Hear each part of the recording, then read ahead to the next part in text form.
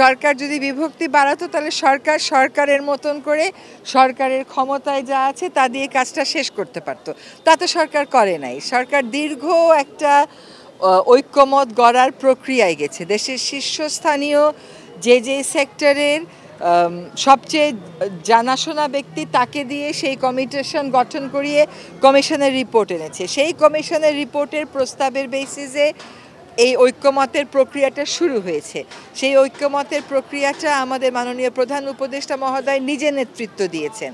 এবং যদি সরকার সত্যি কমিশন অনৈক্য সৃষ্টি করত তাহলে কি এতদিন যাবৎ বড় বড় রাজনৈতিক দল ছোট ছোট রাজনৈতিক দল সকলে মিলে ওখানে যেত? তা তো যেত না। এখন হচ্ছে যে এই যে রিফর্ম প্রপোজালগুলো এসছে এইগুলোকে কেমন করে ইমপ্লিমেন্ট করা যায়, এই চ্যালেঞ্জটা এসছে। যেহেতু এই ইমপ্লিমেন্টেশনের ব্যাপারে অনেকের অনেক রকম মতামত আছে, সেটাকে অনৈক্য হিসাবে দেখার কোনো সুযোগ নাই, সেটাকে মতানৈক্য হিসাবে দেখার সুযোগ আছে। এটা অনৈক্য না, এটা মতানৈক্য। এবং রাজনীতিতে তো মতানৈক্য থাকবেই, গণতন্ত্রে মতানৈক্য থাকবেই। আলাপ আলোচনার মাধ্যমে সেই মতানৈক্য দূর করা হবে। কিন্তু কমিশন কেমন করে মতানৈক্য সৃষ্টি করবে? কমিশন অনেক কয়টা অপশন দিয়েছে। আপনার যদি কোনোটাই ভালো না লাগে আপনি তাও বলতে পারেন, কোনটা বেশি ভালো লাগে আপনি তাও বলতে পারেন। সরকারকে তো একটা সিদ্ধান্ত নিতে হবে, কারণ সরকার একটা কমিটমেন্টের জায়গা থেকে দায়িত্বটা পালন করছে। আমরা তো শুধু নির্বাচন করতে আসিনি, আমরা প্রথম থেকে বলেছি যে আমরা রিফর্ম আমাদের একটা বড় এজেন্ডা, এবং মানুষ একটা পরিবর্তিত নতুন বাংলাদেশ দেখতে চায়।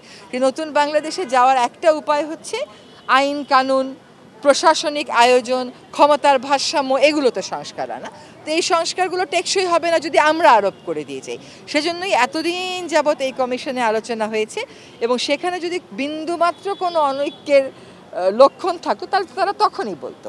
এখন ইমপ্লিমেন্টেশন তো একটা চ্যালেঞ্জ হবেই, রাতারাতি তো আর পরিবর্তন আসে না। কিন্তু যতই চ্যালেঞ্জিং হোক না কেন, এই যে নানান রকম মতগুলো, এই মতগুলোকে একসাথে নিয়ে যতটুকুন আমরা ইমপ্লিমেন্ট করতে পারি, আমাদের যে অবস্থান নেওয়ার আমরা সেই অবস্থানটা নেব।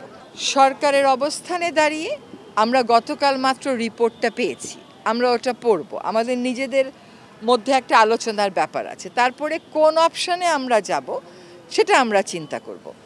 এখন যে অপশনটা কারো কাছে মনে হচ্ছে প্র্যাকটিক্যাল না, এমনও তো হতে পারে যে ওই অপশনে আমরা যাবই না। এটা তো আপনি বলতে পারেন না যে কোন অপশনে শেষ পর্যন্ত গিয়ে সরকার সকলের সাথে মিলে ঐক্যমতে যাবে এবং কোন অপশনে সরকার একটা সিদ্ধান্ত গ্রহণ করবে। সেটা না হওয়া পর্যন্ত যেটা আপনার কাছে বাস্তবসম্মত মনে হচ্ছে না, সেটা নিয়ে আলোচনার তো প্রয়োজন নাই। সরকার কোন রাজনৈতিক দলের প্রতি পক্ষপাতমূলক আচরণ করছে তারা এসে বলুক, যে ওই কারণে আমার মনে হচ্ছে ওই রাজনৈতিক দলের প্রতি সরকার বেশি বায়াসড হয়ে যাচ্ছে, ঝুঁকে পড়ছে। এরকম তো কেউ বলতে পারছে না। ভাষা কিছু কথা। এবং দেখেন, আমাদের রাজনীতি তো আসলে অনেকটাই বিভাজিত। এই বিভাজিত রাজনীতিতে সন্দেহ আছে, সন্দেহের ভিত্তিতে কথা বলছেন। কিন্তু আমরা আসলে একেবারেই স্পষ্ট করতে চাই যে আমাদের বিরুদ্ধে অভিযোগগুলো স্পষ্ট না।